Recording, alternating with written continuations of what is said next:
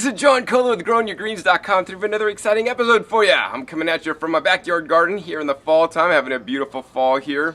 Things are growing amazingly, and actually this video is spurred on because my plants are doing so well and my vegetables are so big.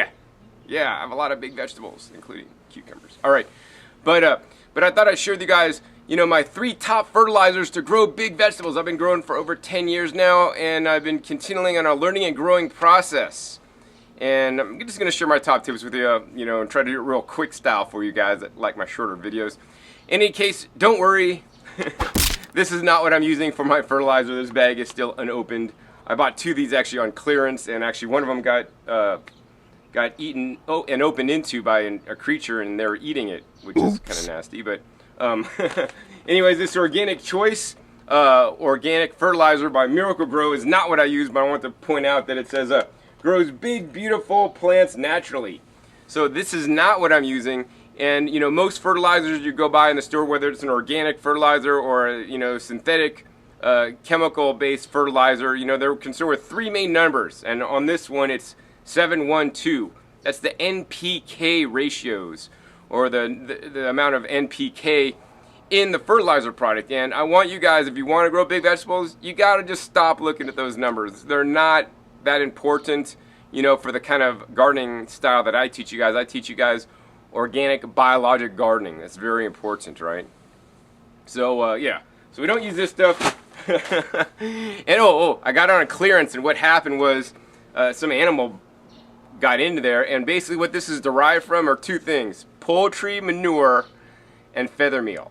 So I don't know what kind of creature want to open up a bag and literally eat shit. Oops. It wasn't me, and hopefully it wasn't my dog either. All right. So anyways, I don't recommend necessarily using those things in your garden to grow big vegetables, but what I do recommend is to add things that are not being put in by bag fertilizers that you could buy at your local big box store, right? So let's go ahead and get into the top 3 fertilizers, and what they are things that are probably missing in your garden, because guess what?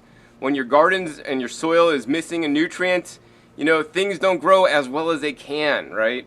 If we're not getting all our vitamins and minerals and protein, we're not going to be strong as we can, We're not going to be as healthy as we can. So I really want you guys to focus on putting things in your garden that wouldn't normally be there, such as my top 3 things, actually.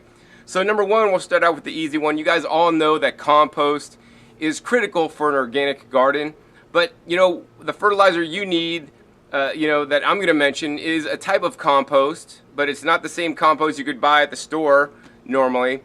You want to get a fungal-dominated compost. And you're like, what? Fungal-dominated compost, John? What's that? So the fungal-dominated compost is, say you just take some wood chips. You set it in a pile for, a couple, 3 years, and basically over time, without adding any nitrogen, it breaks down basically through mushrooms and through fungi, break that down into a rich black soil, right? The problem in today's organic gardening is that most people add tons of bacterial-based compost made thermally, but they don't add the fungal-dominated compost. This will ensure that you're not going to grow the largest and hugest, biggest vegetables in your garden. So get some fungal-dominated compost. The brand that I like the most, if you're not making it yourself, is called California Humus. All right, so that's number 1.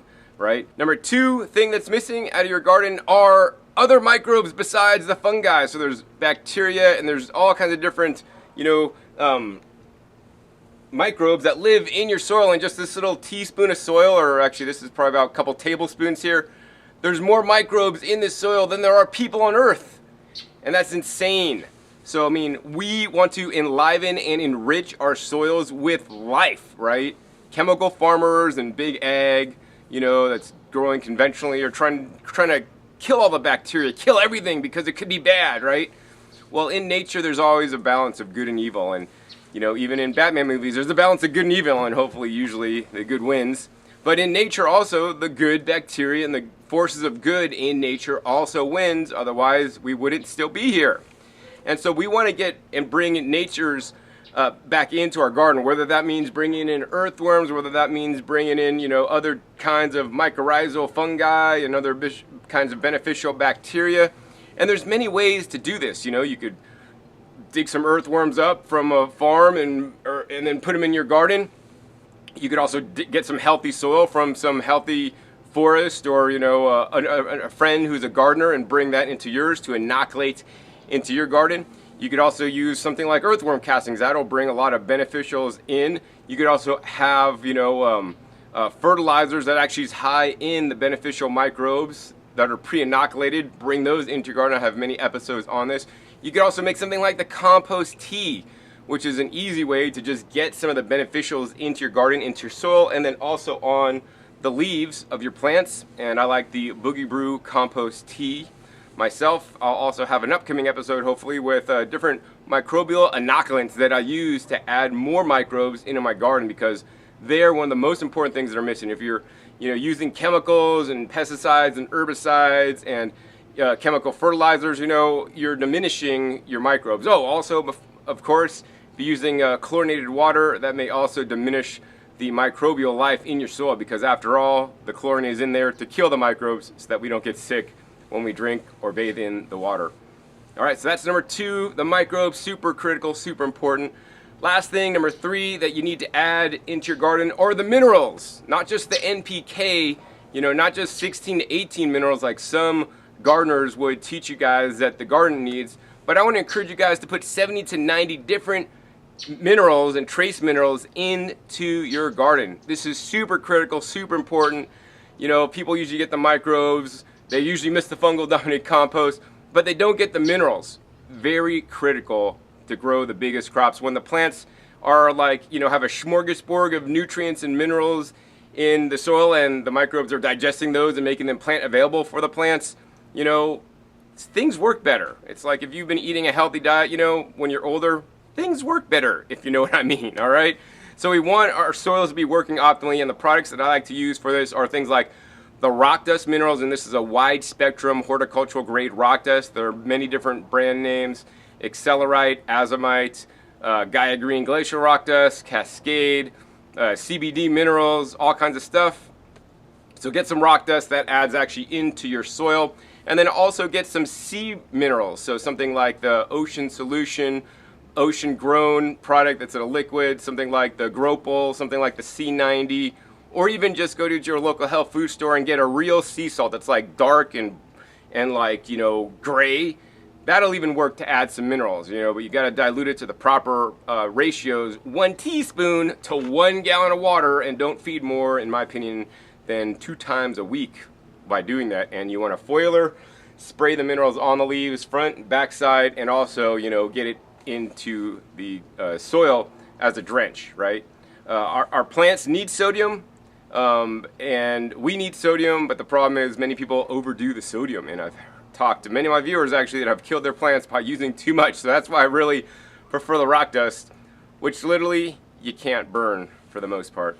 All right, so last thing of this episode, actually I want to show you guys when you do these 3 things, what happens. So let's head over into the garden and see. So now I want to show you guys what spawned this video. My nice large cucumber. Actually, just kidding. I gotta still walk through the garden and show you this other cucumber I'm growing. So now I want to show you guys the vegetable that actually really spurred this episode. It's right here. Let me go ahead and harvest this guy. It's this nice large pepper. No, just kidding. Let me cut this guy off here. You're attached. All right, let me pull this monster out. Look at this guy. Oh my God. This is one giant snake. No, this is one giant Armenian cucumber. I've never seen one this large. Look at that. It's huge. This is gonna make some delicious vegetable juice. But yes, so you can grow gigantic, large fruits and vegetables if you follow my steps. Once again, remember, fungal dominated compost. Number 2, add the biology, the microbes into your soil. And number 3, add the rock dust and the trace minerals, and you too could grow super large cucumbers, tomatoes, peppers, and other fruits as well. Hope you guys enjoyed this short episode. If you did, hey, please give me a thumbs up to let me know I'll do more short episodes in the future. Also, be sure to click that subscribe button right down below to be updated and get notified of my future upcoming episodes. And be sure to check my past episodes. I have over 1,100 episodes that will teach you guys all aspects of gardening so that you guys could grow your own food at home. And be sure to share this video with your friends so that they could start growing some super huge produce from their garden too. Once again, this is John Kohler with growingyourgreens.com. We'll see you next time, and until then, remember, keep on growing. All right, this is John Kohler with growingyourgreens.com. Today we're coming at you from my front yard garden, and today what we're doing is actually we're harvesting this guy right here. And if you look closely, you'll see some fruits. I don't know how close the camera can get up on it. There's some back here. Now you're gonna see mostly the green fruits and some of the ones